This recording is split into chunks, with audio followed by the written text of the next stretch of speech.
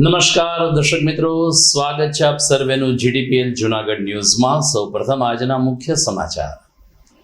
બાદલપુર પાસેના ઓઝર ડેમના 6 દરવાજાના રિપેરિંગ કામ સબબ આવતીકાલે સવારે 6 વાગે ડેમમાંથી પાણી છોડવામાં આવશે।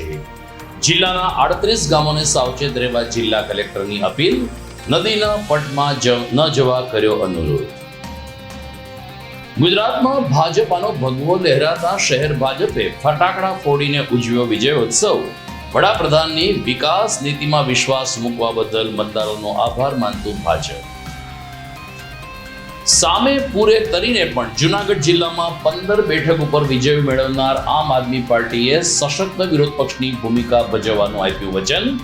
13 સીટની ભેટ આપનાર ભેસાણ ખાતે નીકળ્યું વિજય સરઘસ।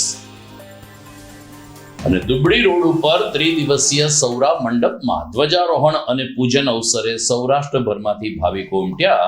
12 પ્રહર પાઠ દર્શન, સંત વાણીને મહાપ્રસાદના લાભ લેતા સાધુ સંતો। આ તમામ સમાચાર આપણે વિગતવાર જોઈએ તે પહેલા લઈએ એક બ્રેક।